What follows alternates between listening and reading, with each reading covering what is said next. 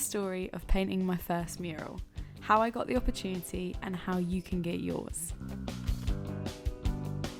Our story takes place at my old secondary school on this massive brick wall. We started by overlaying the concept art onto the wall in Procreate, then counting bricks to use as a grid.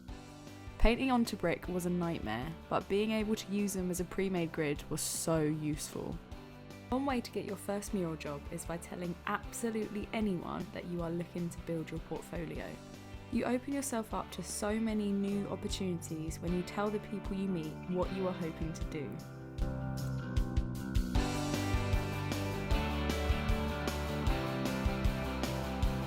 By telling my old school that I was looking to run a mural project, I landed my first mural job, got to run lots of creative workshops, and got paid for my art.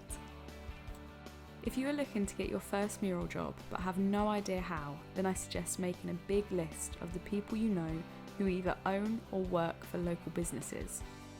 Once you have this list, start to get in touch with people. If you are open and honest about your experience and what you are hoping to do, you'll be surprised at the opportunities that open up. It is also worth reaching out to local schools, colleges, charities and organisations, as you never know what they might be looking for.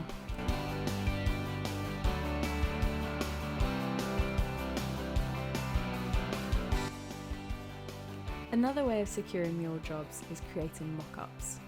You could take some photos of local businesses and create the type of artwork you would paint on their walls. This can be branding, typography or your own artwork, but try and make it fit with the surroundings and structure. If you are happy with the design, why not send this to the business and explain the work you do? If nothing comes of it, you have still made a really cool piece of art and something you can share online as a mock-up.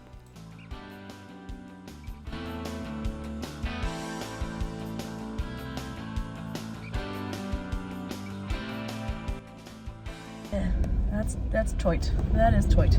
And we're on to day 3. Stick around for what I learned from painting this mural.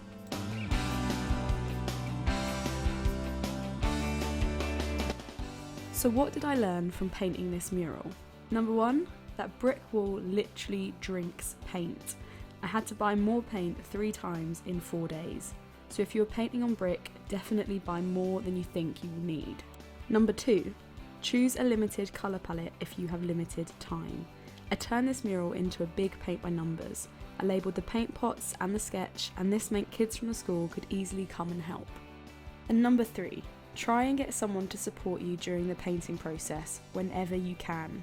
I had a friend join me on day 1 and things went so much quicker and so much smoother. If you don't know anyone who can help, why not ask the local colleges to see if anyone would like to gain some experience by painting with you. It's time for the final shots.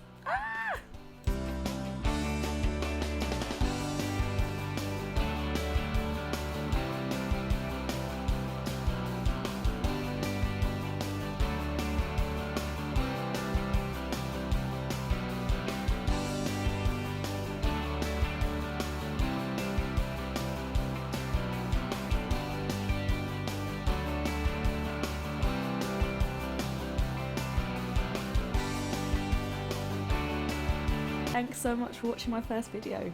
Like this video if you like it. Woohoo!